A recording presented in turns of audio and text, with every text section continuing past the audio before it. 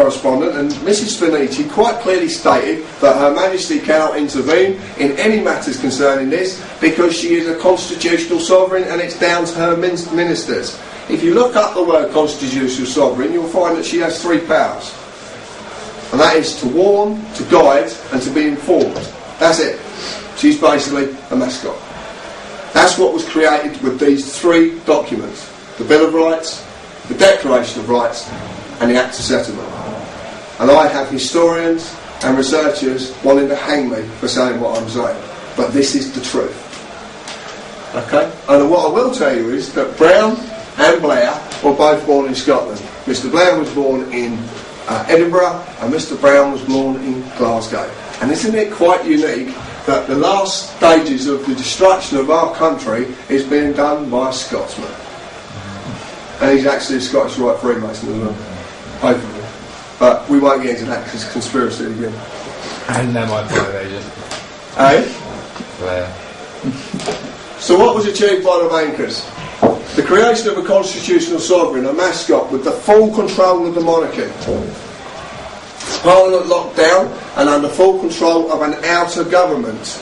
A theatre being controlled by an inner government and that inner government's advocates.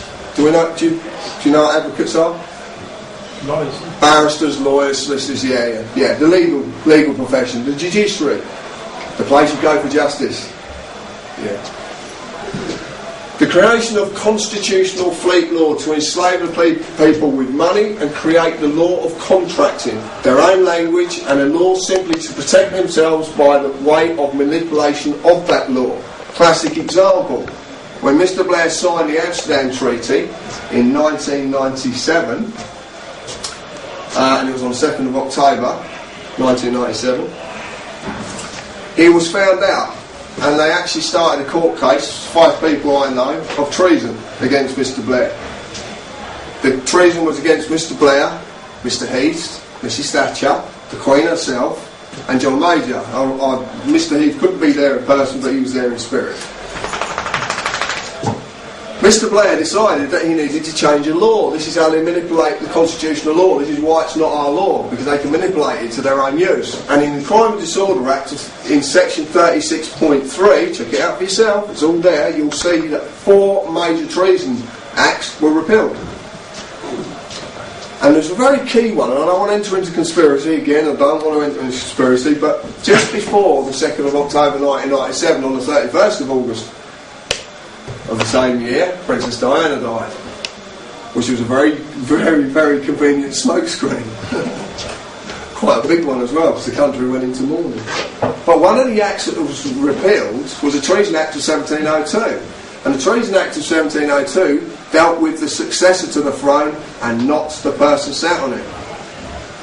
So it just seems strange, why would they repeal an act that deals with the successor?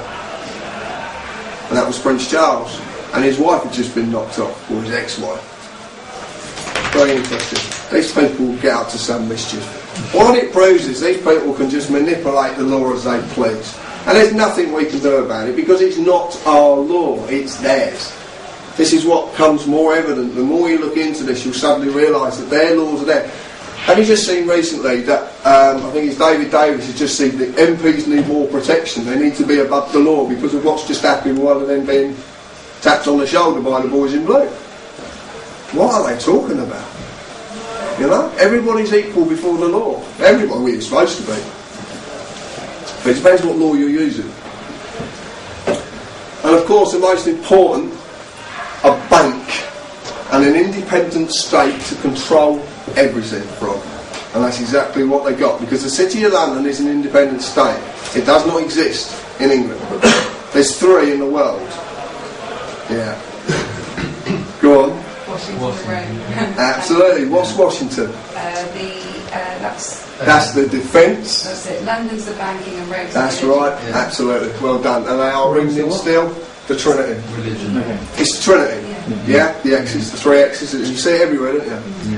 Yeah. We could talk over there. We go off on tangents. Yeah. No. I go off on tangents. But it is very true. Sorry, what was Washington again? Defence. Yeah, it's defence. This is a bit of fun, but it is actually, you can check this out. This is a bit of fun, right? The top MPs, the cabinet, meet there to plot and plan about new ways of taxing the slaves. This is 10 Downing Street. On this place there used to be a cockpit, a pit where cockerels fought to the death. In 1787 a cockerel named Old Trudgeon won £200 for a fight at 10 Downing Street.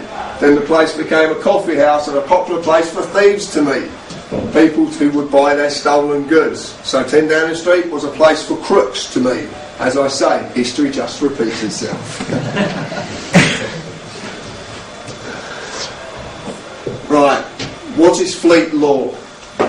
And have you ever wondered why it is called a dock, where you stand in a court of law? And on that point, I need a cigarette. Yeah.